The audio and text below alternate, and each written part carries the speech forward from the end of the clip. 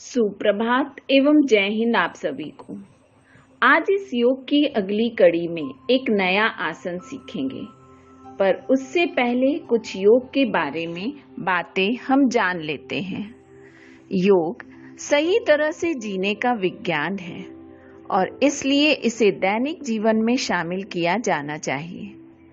शारीरिक और मानसिक उपचार योग के सबसे अधिक ज्ञात लाभों में से एक है।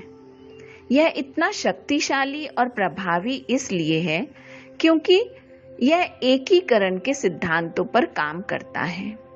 योग अस्थमा, मधुमेह, रक्तचाप, गठिया, पाचन विकार और अन्य बीमारियों में चिकित्सा के एक सफल विकल्प है, खास तौर से वहां जहां आधुनिक विज्ञान आज तक उपचार देने में सफल नहीं हुआ है।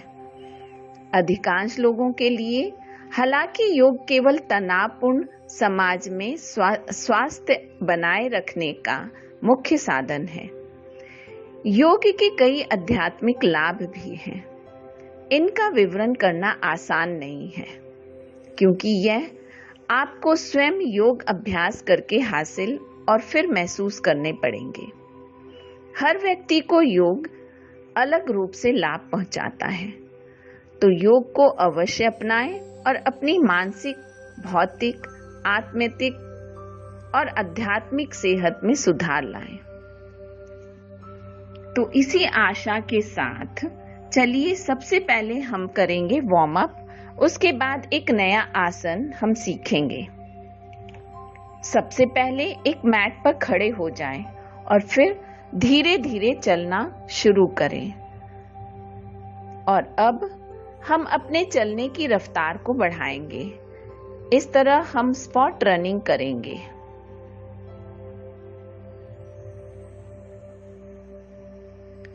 अब आप अपने दोनों हाथों को कमर पर रखें और एक ही जगह पर जंप करें। फिर आगे पीछे तथा दाएं बाएं जंप करेंगे। योगा करने से पहले वार्म अप करने से आपको कई प्रकार के लाभ पहुंच सकते हैं। अब आप अपने बाएं पैर को आगे करें और पैर के पंजों को क्लॉकवाइज और एंटी क्लॉकवाइज घुमाएं। फिर ऊपर, नीचे तथा दाएं बाएं करें। इसी तरह अब दाएं पैर को भी घुमाएं। वार्म अप करने से आपकी बॉडी मसल्स तथा जॉइंट्स एक्टिव हो जाती हैं और आपके शरीर का हर अंग किसी भी योगा के लिए तैयार हो जाता है।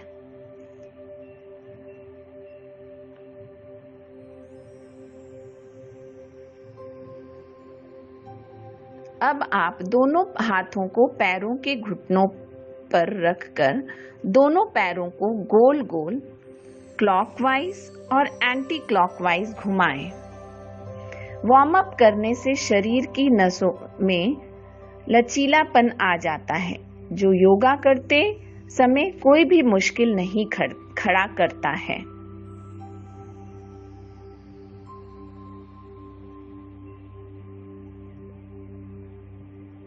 अब आप पैरों को आगे और पीछे करें।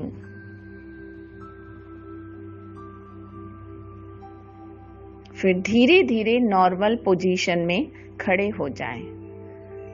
फिर दोनों हाथों को कमर पर रखें और अपनी कमर को गोल गोल क्लॉकवाइज और एंटी क्लॉकवाइज घुमाएं।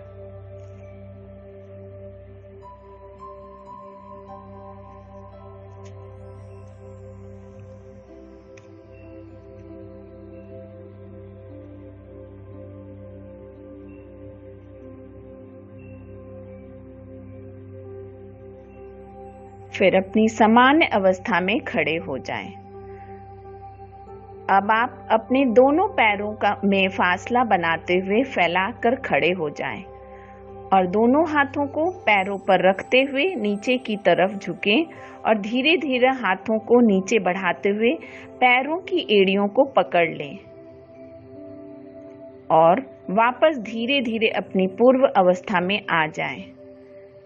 इसे आप फिर से दोहराएं।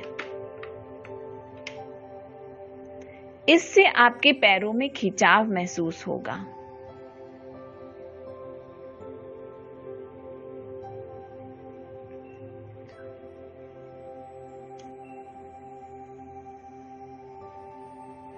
अब आप एक पैर के घुटने को मोड़कर उस पैर पर दोनों हाथों को रखकर प्रेशर डालें। इसी तरह आप दूसरे पैर को भी करें। अब दोनों पैरों के घुटनों को मोड़कर दोनों हाथों को घुटनों पर रखें। वापस अपनी पुनः स्थिति में आ जाएं। अब बाएं हाथ से दाहिने पैर को छुएं तथा दाहिने हाथ से बाएं पैर को छुएं। वार्म अप शरीर में ब्लड सर्कुलेशन को बढ़ाता है, जिससे योगा के दौरान आपके शरीर में खून की जरूरती मात्रा को भी सभी अंगों तक पहुंचाने का काम करता है। अब आप अपनी पूर्व अवस्था में आ जाएं।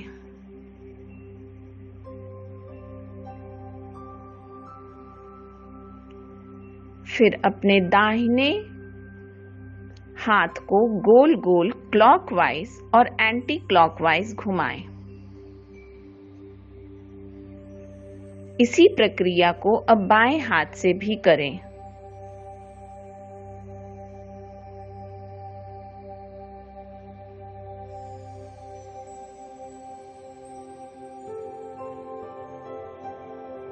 फिर दोनों हाथों को क्लॉकवाइज तथा एंटी क्लॉकवाइज एक साथ घुमाएं।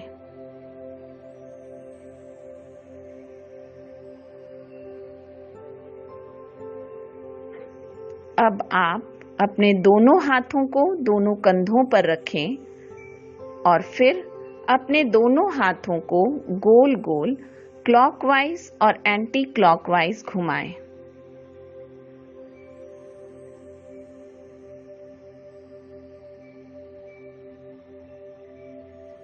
अब ऊपर नीचे तथा आगे पीछे करें।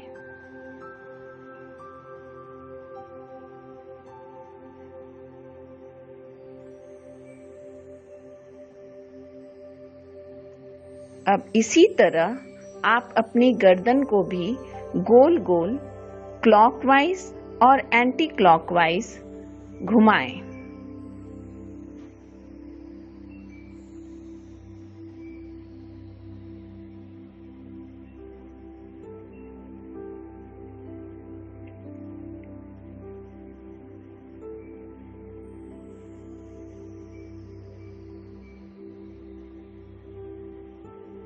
फिर अपनी गर्दन को दाएं बाएं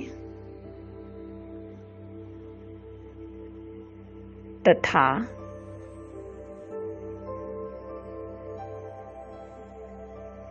आगे पीछे करें।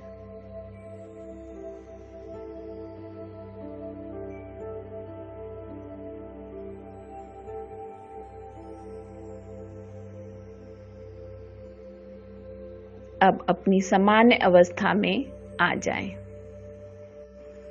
तो चलिए, वार्म अप के बाद आज हम एक नया आसन करेंगे जिसका नाम है अश्व संचाल आसन। अश्व का अर्थ होता है घोड़ा और संचालन का अर्थ होता है गतिशील या चलना। इसके अभ्यास से हमारे शरीर की आकृति चलते हुए या दौड़ते हुए घोड़े की भांति बन जाती है। तो चलिए इसे करते हैं। इसके अभ्यास के लिए अपने स्थान पर घुटनों के बल खड़े होना है।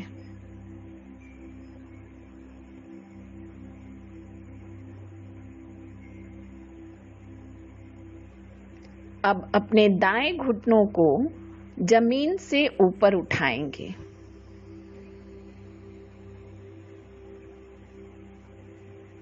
दाएं तलवे को बाएं घुटने के बगल में जमीन पर रखेंगे।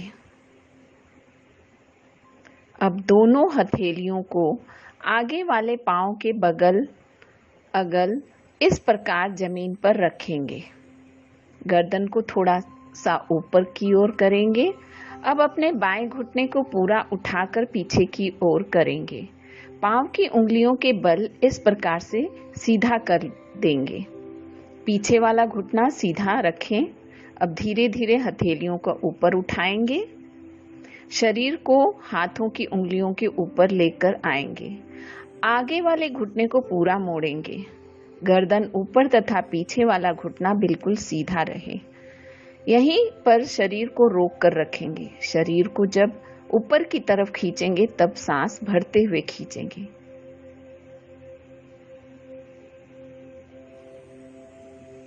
धीरे धीरे वापस आएंगे। हथेलियां नीचे रखेंगे। अब अपने बाएं पांव को घुटनों को आगे की तरफ से जमीन पर रख देंगे और दाएं घुटने को भी जमीन पर रख देंगे।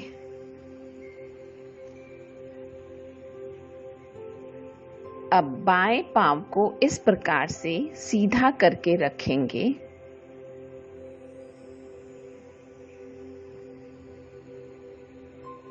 और दाएं पांव को पूरा पीछे ले जाएंगे।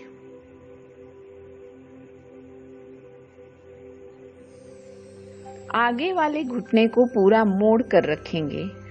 हथेलियों को ऊपर उठाएंगे। गर्दन पूरा ऊपर करें तथा रुकें। लंबी सांस लेंगे। पीछे वाला घुटना बिल्कुल सीधा रखें। धीरे धीरे वापस अपनी पूर्व स्थिति में आएंगे और वज्रासन में बैठ जाएंगे। तो चलिए जानते हैं इसे करने से हमें क्या लाभ होते हैं।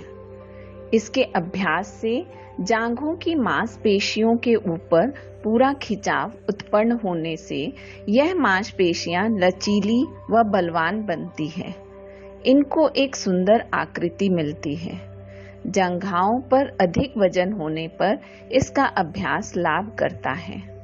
पेट के ऊपर, छाती पर, गले पर खिंचाव उत्पन्न होने से यह सभी अंग सहज रूप से सक्रिय होकर अपना कार्य कर पाते हैं।